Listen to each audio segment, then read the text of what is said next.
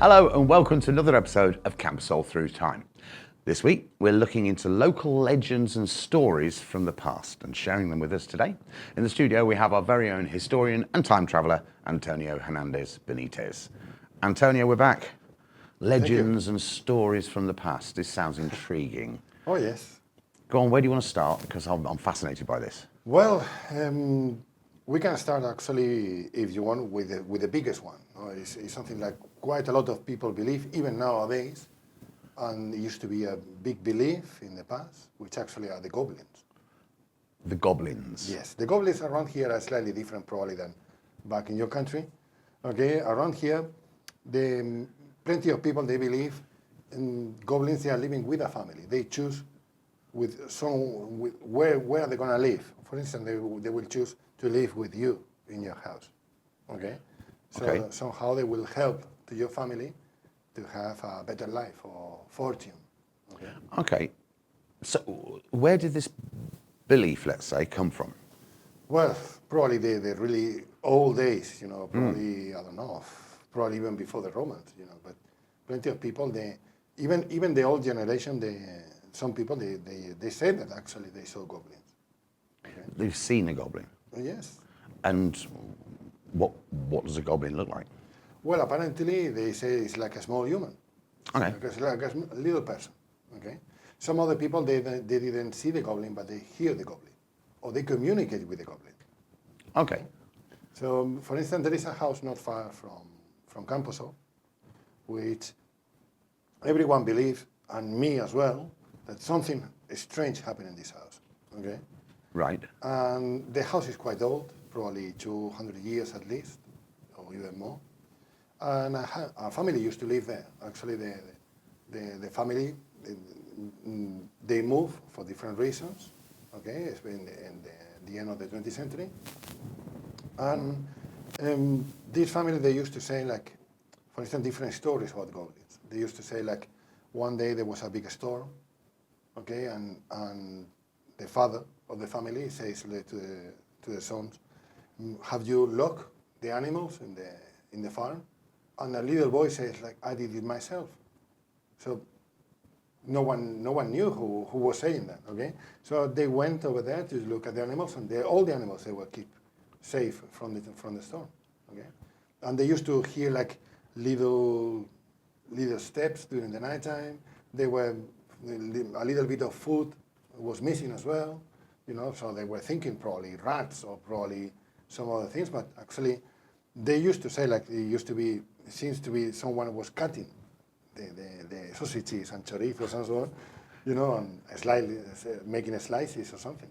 So the family decided to leave food and drink for the goblin every night. So it wasn't necessarily a bad thing to have a goblin. No. It was, actually, it's something positive. It's something positive. Oh yes. So apparently, majority of people, they believe it's something positive to have a goblin, and it's helping your family as well.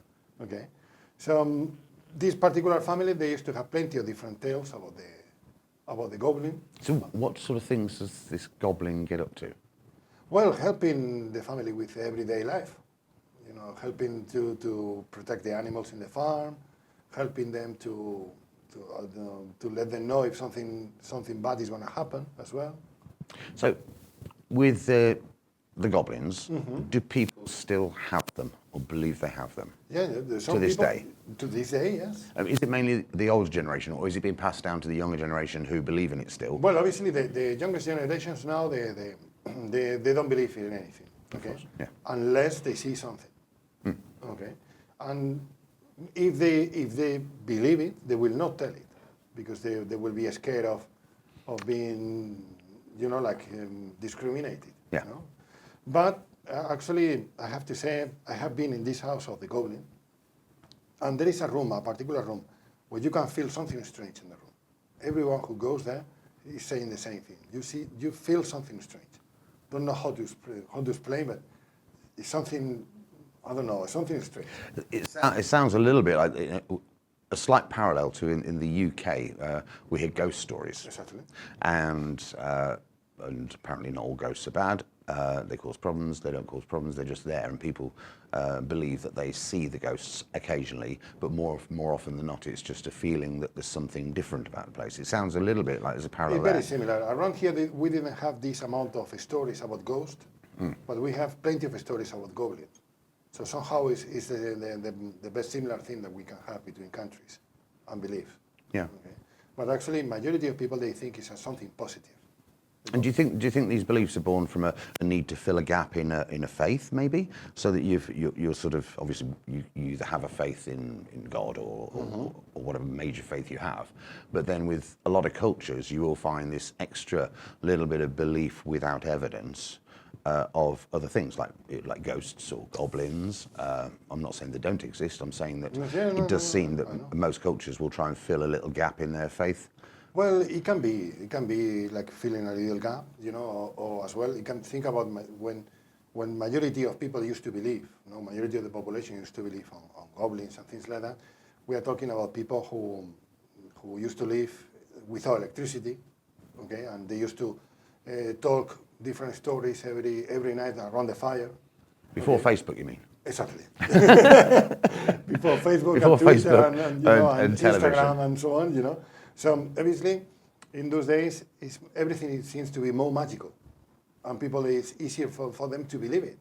If you go back, I don't know, 100 years in time, and you tell to someone, I don't know, whatever. If you're telling to your family a story that's been passed down over the years, then it's natural, I suppose, for stories to be embellished to make them more interesting. Exactly. And always, when they you get pass built something and through built, generations, you add there your will own be little. added something. Yeah, like your grandfather was adding something, and your father was adding something.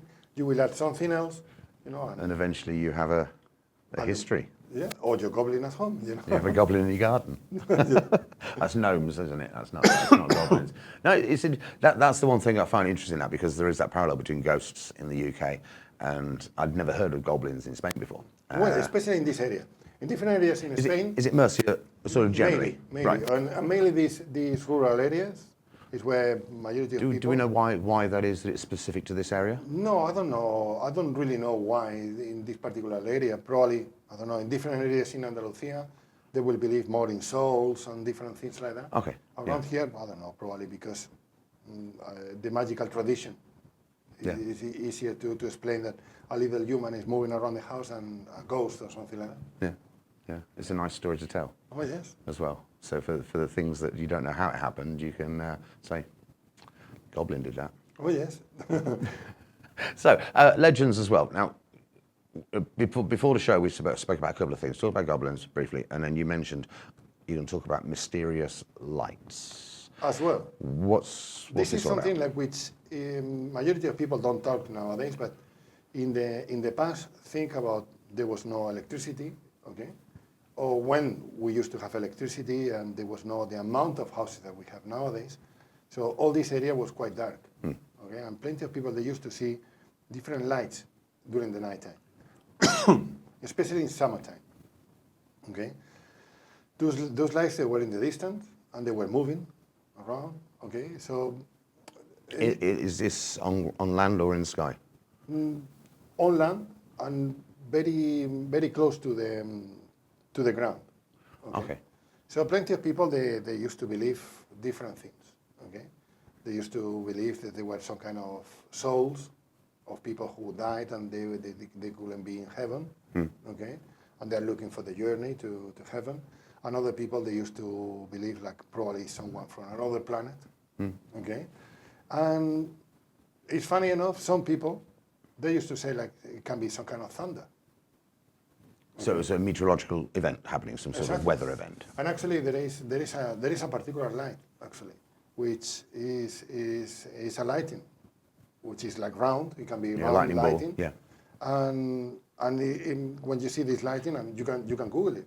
Actually, I've seen. I haven't seen one myself, but I've seen footage of it. I'm aware of those. Okay. Just ball lightning. Exactly. Yeah. So plenty of people, they used to see something similar, very similar.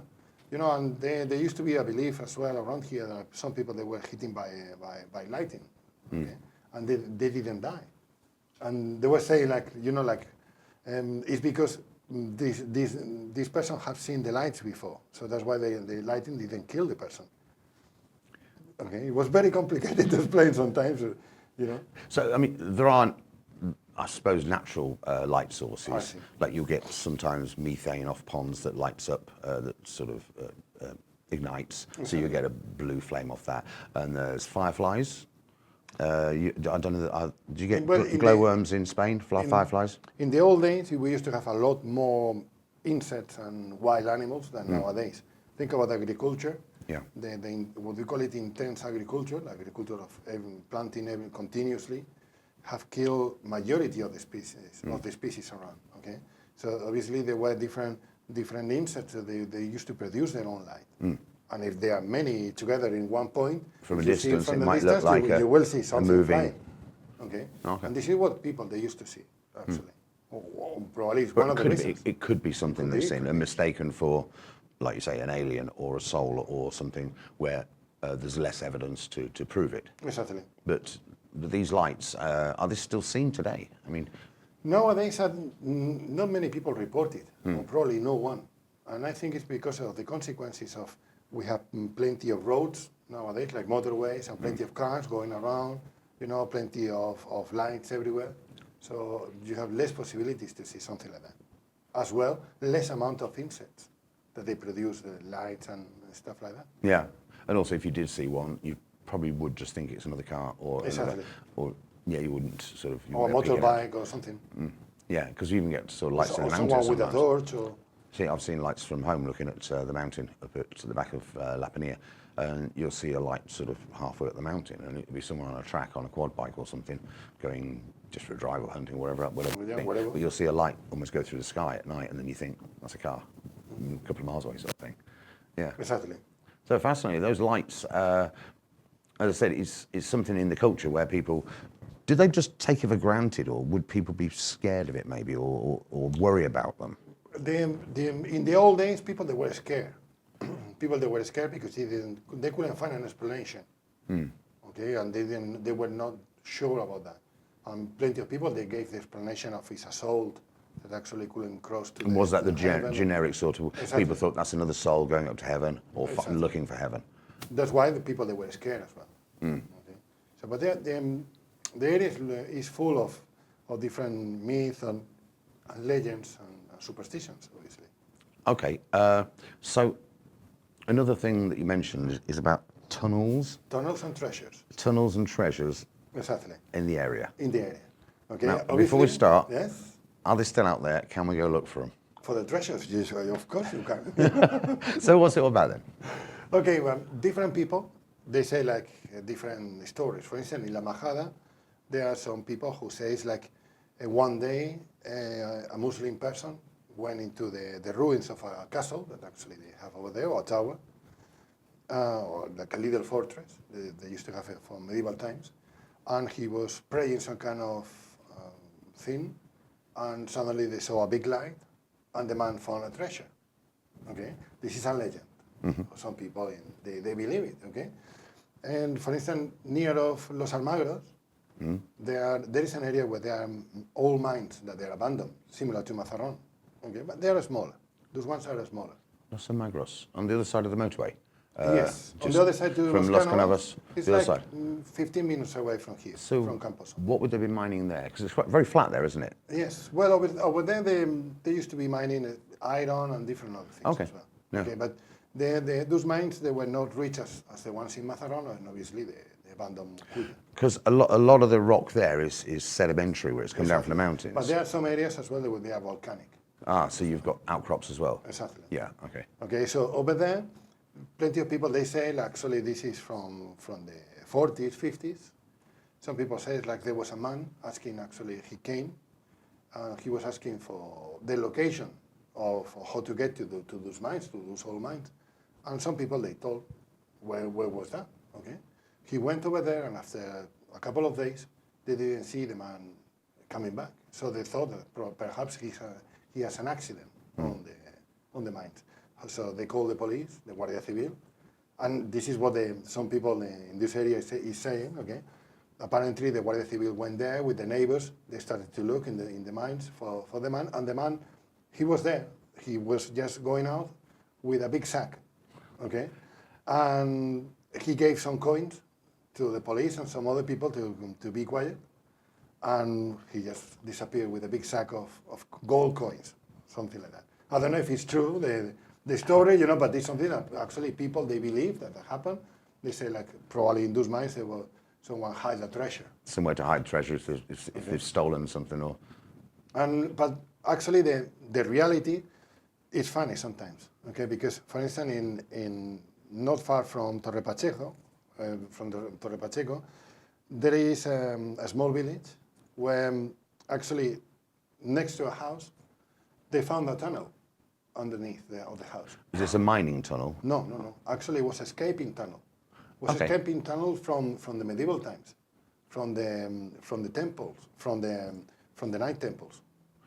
Right. Okay. They were actually in Caravaca, and they were in different areas in Murcia, and actually over there, for whatever the reason, I mean, they were there and they excavated this tunnel underneath of the house. I mean, the house has been sitting there for probably the last 400 years, okay? And they found actually some kind of stones with some decoration and marks from the Knight Temple. Knights Templars. These are going way back to when they went to Jerusalem. Oh, yeah. The Crusades. Exactly. Well, which is way back. Spain was a crusade as well. Yeah. Okay. So it's funny because we are talking about tunnels and treasures in the mythology around here, but actually in the reality you can find.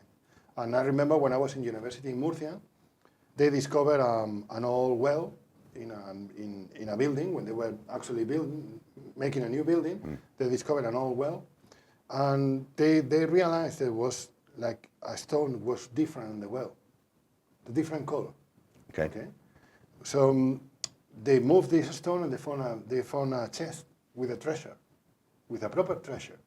Okay, and this is when right after the Spain is created and the Muslim kingdom of Granada fall, the following king, he will make a law which he will expulse all the Jews from Spain.